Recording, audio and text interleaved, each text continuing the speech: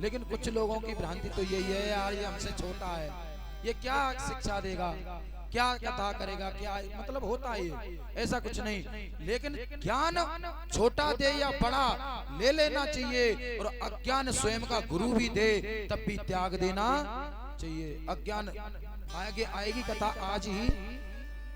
शुक्राचार्य जी ने राजा बलि से मना किया था कि तू संकल्प मत कर, लेकिन राजा बलि माने नहीं थे। क्यों? क्योंकि उन्होंने एक ही बात कही कि गुरुजी आपने ही मुझे सिखलाया है कि एक बार वचन दे दो तो बाद में पीछे मत हटना। तो राजा बलि ने स्वयं गुरु की बात को ठुकरा दिया था। महाराज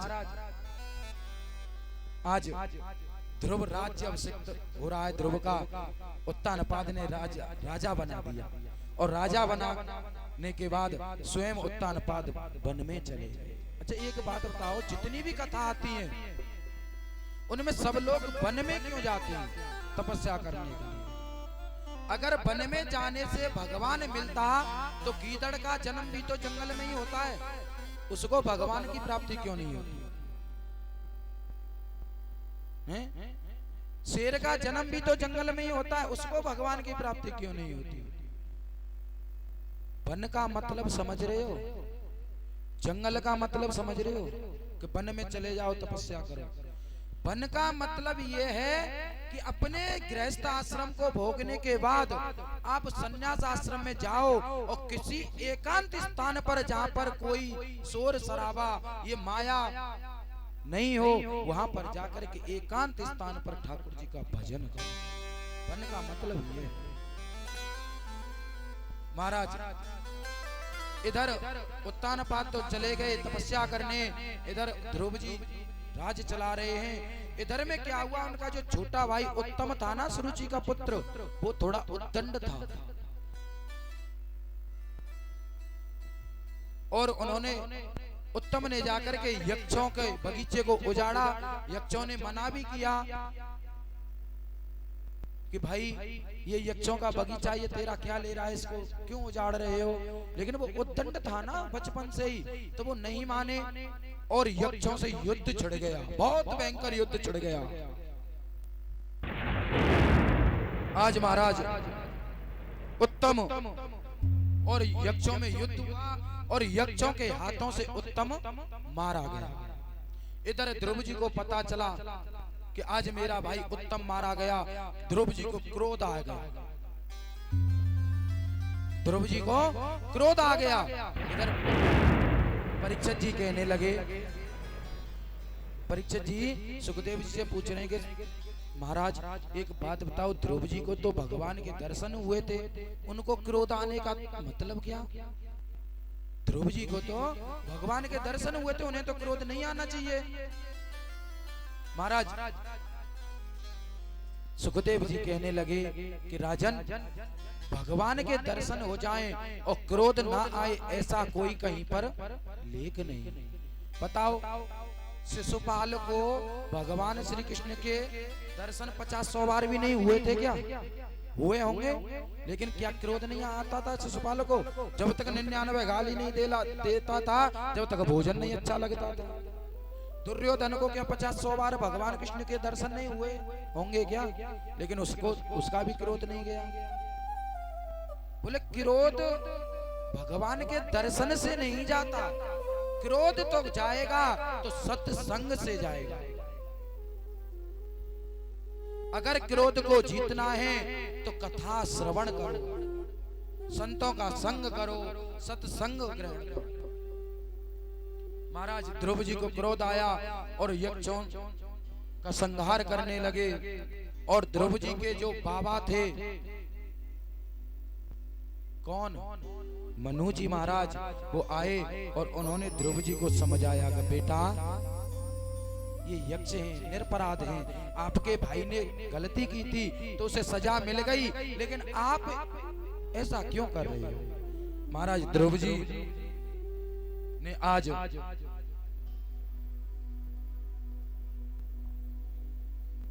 वापस अपने राज्य में आए और अपने पुत्र उत्कल, ध्रुव जी के पुत्र का क्या नाम था? उत्कल उत्कल को राज्याभिषिक्त करके स्वयं वापस जंगल में चले गए और भगवान की तपस्या में लीन हो गए। भगवान को वापस प्रकट किया और इधर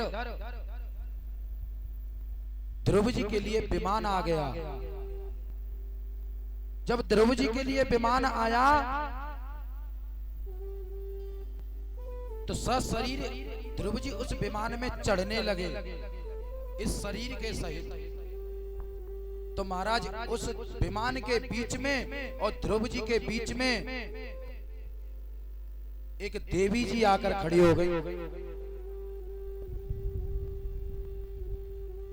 ध्रुव जी और उस विमान के बीच में एक देवी जी आकर खड़ी हो गई, काली काली देवी जी।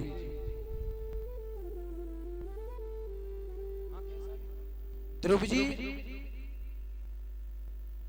कहने लगे कि माता आप कौन आ गई बीच में? वो कहने लगे हम हैं मृत्यु देवी। कौन है? मृत्यु देवी। उस मृत्यु देवी ने कहा कि जो इस मृत्यु लोक में जन्म लेकर के आया वो मेरी आज्ञा के बिना यहाँ से नहीं गया, और वो जाएगा तो पहले मुझे स्वीकार करेगा जब वो यहाँ से जाएगा। बोले कि हम कैसे स्वीकार करें? बोले आपको मरना पड़ेगा। अब ध्रुव जी ने पार्षदों की तरफ देखा तो पार्षदों ने इशारा कर दिया कि आप इनसे ये बोलो कि माता हम आपको स्वीकार तो करेंगे लेकिन आप थोड़ा नीचे झुक जाओ, अपने मस्तक को थोड़ा नीचा कर। जैसे ही उस मृत्यु देवी ने अपने मस्तक को नीचे किया और पार्षदों ने इशारा कर दिया और ध्रुव उस मृत्यु के सर पर पैर रख करके विमान में चढ़ गए। मृत्युर मूर्तिनी पदम दत्त्वा आरोहत अद्भुतम गिरहम्। मृत्यु देवी के मस्तक पर सर पर पैर रख करके विमान में चढ़े। बोल ध्रुव जी महाराज की। आज ध्रुव जी महाराज वैकुंठ को चले गए। हो सहारा मिलेगा किनारा मिलेगा, ओ सहारा मिलेगा किनारा मिलेगा, ओ राधा नाम गालो सहारा मिलेगा, राधा नाम गालो सहारा मिलेगा। ओ सहारा मिलेगा किनारा मिलेगा, ओ सहारा मिलेगा किनारा मिलेगा, ओ राधा नाम गालो सहारा मिलेगा, ओ राधा नाम गालो सहारा मिलेगा।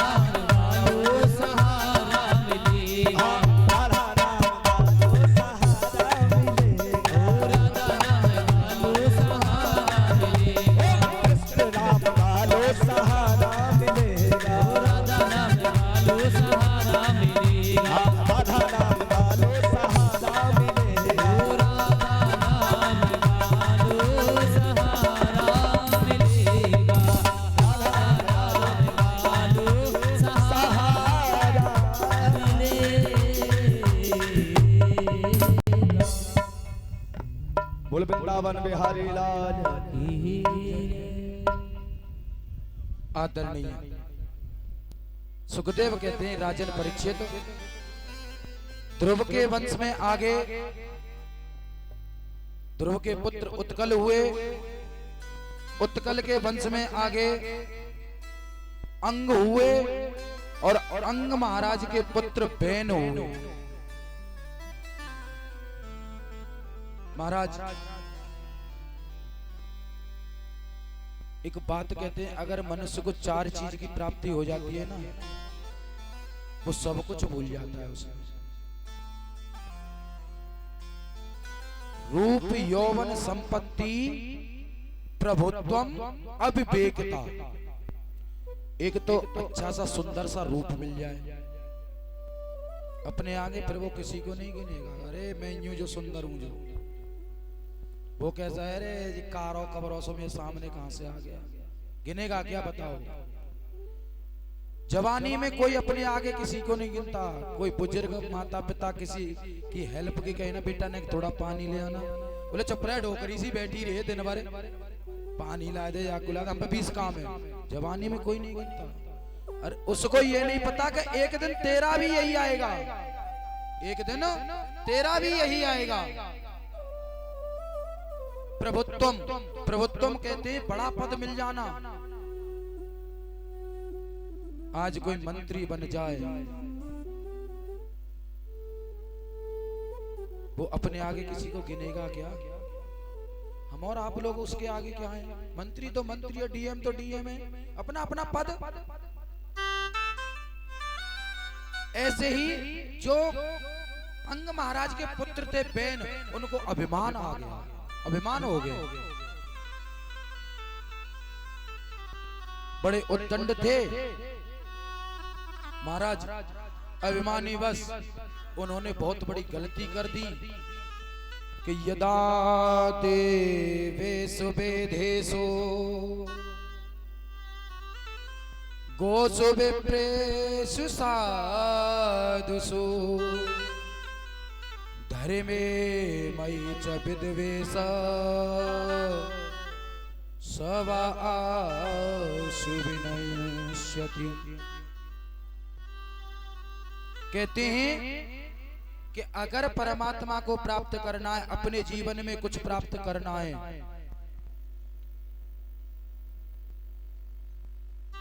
देवताओं का, अपने वेद और पुराणों का, गौ माता का और ब्राह्मण देव का कभी अपमान मत करना।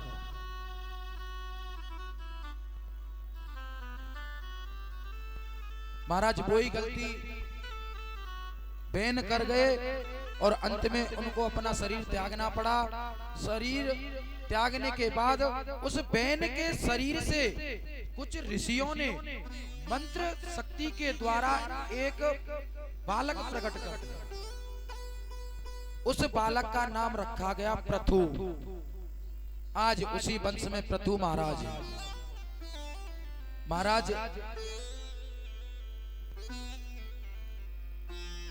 पिता के कर्म संतान को भोगने पड़ते हैं। कहते हैं ना, को न काऊ सुख दुख कर दाता, निज कृत कर्म भोग सब भ्राता।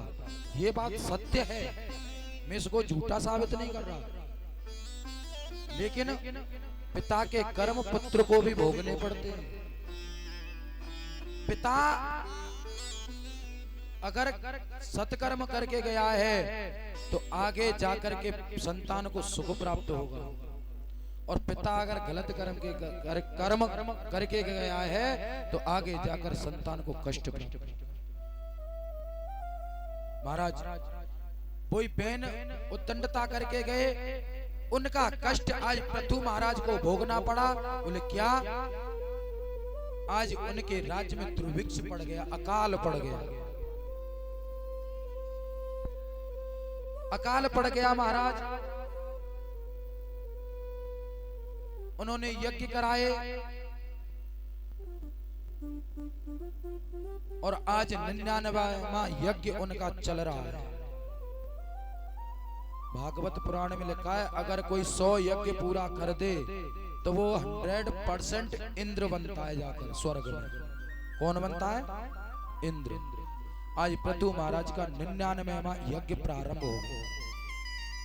अच्छा एक बात बताऊं, अगर पृथ्वी पर कोई भक्ति करता है ना तो सबसे पहले इंद्र घबराता है।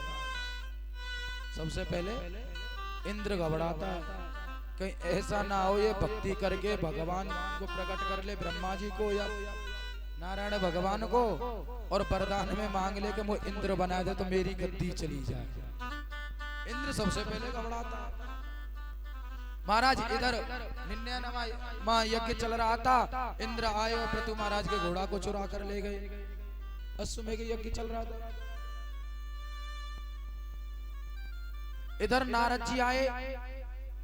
नारद जी के आगे पृथु महाराज रोने लगे कि हे नारद एक बात बताओ, मैं इतनी यज्ञ कर चुका लेकिन मेरे इस राज्य में अकाल क्यों पड़ रहा है?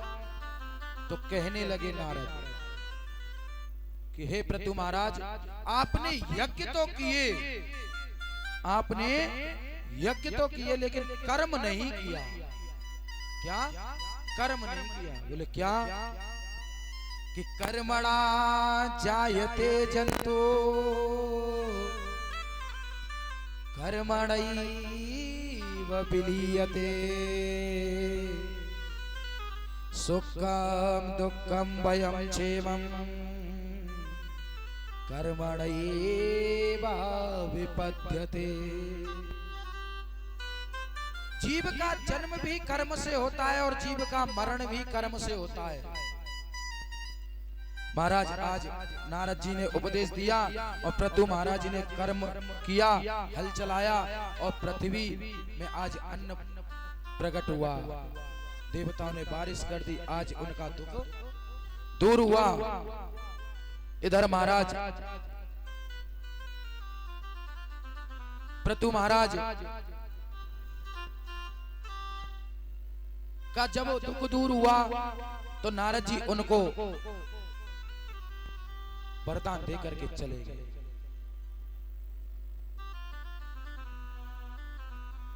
सुखदेव जी महाराज कहने लगे राजन परीक्षित, ये मैंने आपको स्वयंभू मनु की वंशावली की कथा श्रवण कराई, अब मैं आगे की कथा श्रवण कराता हूं।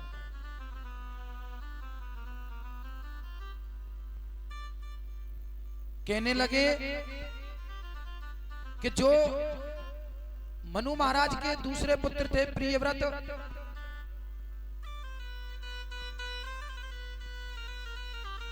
उनका वंश